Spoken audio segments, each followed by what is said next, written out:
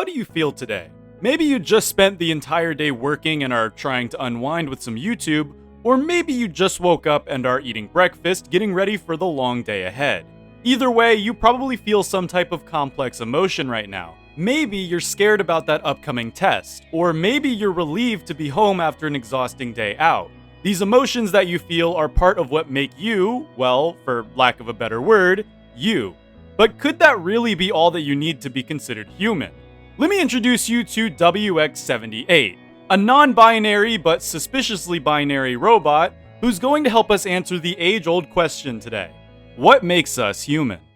Now first, let's talk a little bit about WX. As we all know, they are a soulless automaton, both literally and figuratively. They show a complete disdain for organic life and are overall built to fill in the trope of a robot who wants to. But despite WX being the way that they are, there is so much more life behind those seemingly lifeless eyes. WX-78 was first conceived when one of Wagstaff's assistants seemingly willingly transferred the consciousness of themselves into a new robotic casing. Why they did this isn't really known. Maybe Wagstaff coerced them into doing it because of, well, you all know how Wagstaff is. Or maybe this assistant had some sort of terminal illness, and this was Wagstaff's way of curing them so that they could continue helping his research. Either way, Wagstaff's assistant is now in a new robotic body. This transformation was very obviously jolting for the fresh WX, a human mind inside of a metallic, non-human body. Human, but not quite human. WX would struggle with this so much so that they eventually would start to resent Wagstaff, the man who did this to them. This resentment ended in an unexpected outburst of violence towards Wagstaff, and Wagstaff, unwilling to work with a potentially dangerous assistant, seemingly dumped them into the Constant, never to be seen again. It's a tragic but short backstory that leaves itself open to many different theories. Like, who was this assistant? What was Wagstaff planning to do with all of these husks? And is WX called WX-78 because they are the 78th version to be made? Meaning there are at least 77 other WXs running around in the normal world helping Wagstaff become ever more efficient? All very interesting questions, but not the questions we will be focusing on today. Today we will be focusing on one very important thing. We know that WX-78 was human, but are they still human? To answer this question, we first have to answer the question of what makes us human. The problem with this question is that it has baffled scientists, philosophers, and pretty much every human being on the planet. And that's because, well, we aren't exactly sure when something becomes not human anymore. You were born a human, and you will die a human. That's how it's always been. But with the age of the future rapidly approaching and synthetic humans becoming more than mere sci-fi, the question that was thrown away as redundant will very soon become relevant again. And as bioengineering technologies like CRISPR grow in use, and synthetic limbs and organs get spread out, we have to ask ourselves, how many non-human parts can you add to a human before you have something that isn't actually human anymore? A ship of Theseus is a question that asks if an object is the same after all of its original parts are replaced. For example, let's say that you buy a computer. It's a decent computer, it works great, does everything you need, but one day, the GPU gives out. No big deal, just buy a new one and slap it in there. Everything runs fine until, ouch, your motherboard breaks down. No big deal, you replace that, and while you're at it, you decide to upgrade your RAM and CPU. Then one day, your storage gives out, and so on until eventually, you have replaced every single piece of your computer. This wasn't a fast process, it happened over many, many years, but now there are no original parts of your computer left. Each and every part of it is completely new. Is this computer still the same computer that you bought at the store years ago, or is it something entirely new now? Well, the problem is that the question doesn't have a proper answer at all, because you have to also answer other unanswerable questions to come to a conclusion. Like whether two things can occupy the same place at the same time, and how parts make up a whole under the nature of time. These two questions are completely unanswerable under our current understanding, and are therefore paradoxical. making the entire question a paradox. The Seuss's paradox. And that, my friends, is the issue we have at hand. As humans, we are biological organisms. And like every biological organism, we are destined to have bits and pieces fail as the years go on. Now, most of these issues can be mended by our complex internal ecosystem. But once something goes really wrong, it could be gone for good. And once something no longer works at all, it will generally need to be replaced by something not human. But, you see, it's not really hard to call someone with a prosthesis human. Whether it's something invisible like a prosthetic organ, or something very visible like a prosthetic limb. You wouldn't say that those people are not human. Hell, you wouldn't even say they are less than human. They still have that unique humanity about them, even if parts of their human body are gone. Okay, but what about them is the human, and what parts are just replaceable meat bits?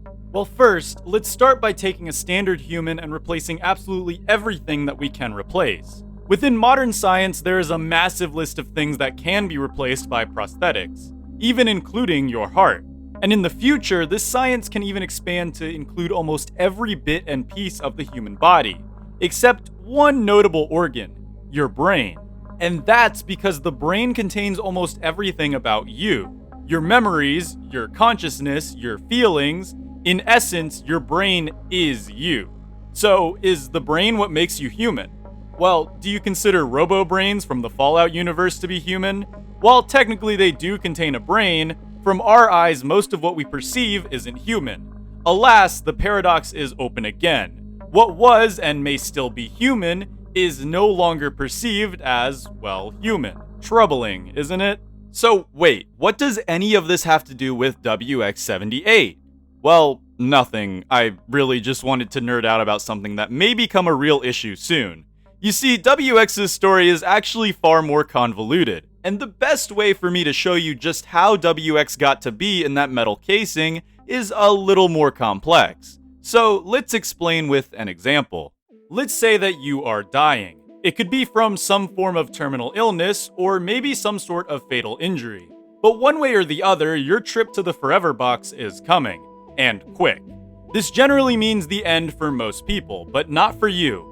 No, friend, because today, for the low price of 1 like on this video, I'm about to offer you total immortality. What I plan to do is image your brain, completely, and then download each and every single file of it onto a hard drive. All of your thoughts, your memories, your feelings, your humanity, copied and put onto a hard drive, ready to be uploaded into a new body, giving you a complex but technical form of immortality. You just have to let go and accept that your organic body will be forever gone. But wait, here's the problem. When I scan your brain and make a copy of you, which one is actually you? Are you the person dying on the hospital bed, or are you the bits of code currently basking in the electrical whir of the storage drive? Some people may say that you are both of them, but that can't be possible, because it's not comprehensible for a consciousness to be in two places at once. But isn't the human part of you your consciousness, your brain, your nervous system? Wait a minute, hold that thought. You just woke up. It's not over. Now you have a new metallic body, all of the thoughts from your past life are whirring around in your mind, and at first you were dying, and now you are here. Not dead, but no longer in a human body. You don't even remember the process of dying. In fact, immediately when I scanned your brain, you entered into this new body. That's because, as a consciousness, you can't actually comprehend unconsciousness. I mean, think about it. Try to think of a situation where you are totally and utterly unconscious. And no, sleep doesn't count, because generally when you go to sleep, you will either dream or wake up. I'm talking about totality here. Infinite unconsciousness. You can't, right? Because it doesn't make sense to you. And thus, it passes in an instant. Not seconds, not milliseconds, no, instantaneously. If I scanned your brain on November 22nd, 2024, and then uploaded your brain on December 24th, 2274, the same amount of time would pass for you as if I uploaded it on November 23rd, 2024. There is no sense of time for an unconscious mind. Okay, so obviously it seems like the one thing that sticks with us is our consciousness. So that has to be what makes us human, right? Well, what are we if not our experiences, our thoughts? Those are uniquely human and uniquely us. Our bodies aren't exactly unique. Almost every multicellular organism on this planet also has one, just in a different form. Sure, it's a part of what makes us human, but it isn't exactly the most human part of us. The most human part at the moment seems to be our consciousness. The fact that we can feel such complex emotions, that we can fear things that no ordinary animal can, such as our own mortality, and it's a part of us that we will always have. Or at least this iteration of you will always have. You may not be outwardly human anymore, but the single most important part of you still exists, even in that new shell. Consciousness is the one thing that cannot be replaced, so now the question is the consciousness what makes us human, despite only one iteration of us being able to exist at one time? Okay, let's slow down and come back to Earth for a second. So what does any of this have to do with WX-78? Well, as we just talked about, there is a very good chance that WX is actually a copy of Wagstaff's assistant, rather than the actual consciousness of them. Essentially, there is Wagstaff's assistant number 1, who we saw working with animals and such, and then Wagstaff's assistant number 2, who is within WX-78's casing. There is no possibility that Wagstaff's assistant is still the same iteration as the one that's inside of WX, as we have previously established that one consciousness can't be in two places at the same time. Of course, this is going off of our own real-world science, and science may very well work differently even in Don't Starve's regular world where Wagstaff resides, but either way, WX is still very much human in the sense that they are piloted by a human conscious, that being the one of Wagstaff's assistant, who they are a copy of. Sure, WX doesn't drop a soul like all the other creatures, but we don't even know what souls really are. For all we know, souls in the constant could just be organic essence, something that would obviously be missing within WX as there is no longer any organic bits left within them. But here comes another problem. We need to try to figure out what exactly this little doodad is right here. Now, we know that it's considered the empathy module of WX, something that was broken when Wagstaff dumped them in the constant, and something that once repaired triggered intense flashbacks. Almost as if this module right here was what was storing WX's true humanity. I mean, it's in the name, empathy module. Now, empathy isn't a uniquely human emotion, but it's an emotion that defines many humans. This is troubling for sure. Remember, the constant is a weird place, and we don't actually know exactly what is causing WX to be alive. We know that in the pre-constant, it was Wagstaff's assistant, but could they be repressed by this broken empathy module? Truly inhuman automatons aren't exactly rare in the constant either, with clockworks and certain bosses being pretty much fully machined, with seemingly no sentience, or higher conscious. So the question now becomes, is the empathy module WX's humanity, or is it merely an amplifier of these human emotions? Well, as of making this script, we don't actually know. We can only theorize. However, I personally believe it is the latter. Knowing how human consciousness works and knowing WX's backstory makes me believe that there may still be part of Wagstaff's old assistant still in there somewhere, especially because WX has memories, clearly hates Wagstaff, and generally shows human emotion. So is WX-78 still human? Maybe. Wow, that's stupid. Why would I make a theory video on something that isn't a potential yes or no? Well, that's because to be human means different things. From a biological standpoint, to be human is to be in the mammalian genus of hominid. This includes not only modern and ancient humans, but also some of the great apes. From a biological standpoint, it is actually our physical being that makes us human. In biology, each and every one of us could realistically become inhuman, whether it's via implants and prosthetic inhuman bits and parts, or by creating copies of our neural network and uploading them into a new body. From a biology standpoint, WX-78 is not human, but this is obvious. What about from a psychological standpoint? To lose one's humanity is to lose what we previously established makes us human. For example, there are some people who are psychopaths. Only think for themselves, don't show any empathy, love, kindness, really any emotions at all, despite residing in a human body. These people are considered inhuman simply because they lost or lack the very thing that psychologists suggest make us human, our ability to process complex emotions. This suggests that complex emotions are what makes us human.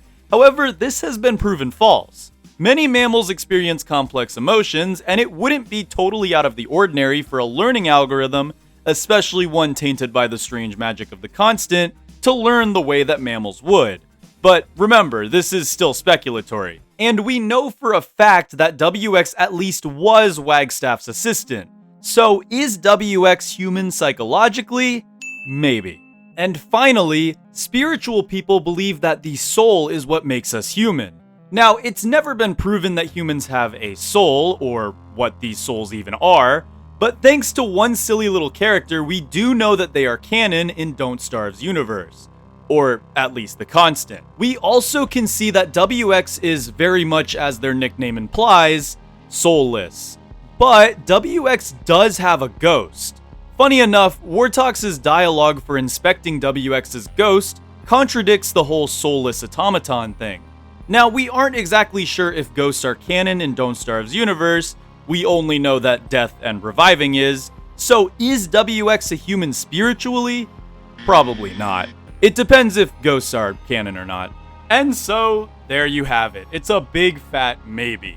I'm sorry that we couldn't come to a clear conclusion in this video, it's just with a topic that's so shifty, it's kind of impossible. But what do you think? Is WX-78 still human? Leave a comment down below what you personally think, and while you're down there, it would mean the world to me if you could leave a like and subscribe if you aren't already. Also, I need to give a huge thanks to my channel members. You guys are genuinely so awesome for helping keep the channel alive. Oh, and thanks to YouTube for recommending this absolute banger of a video next. You guys should definitely check it out. This has been Polarlotus, and I'll see you all over there.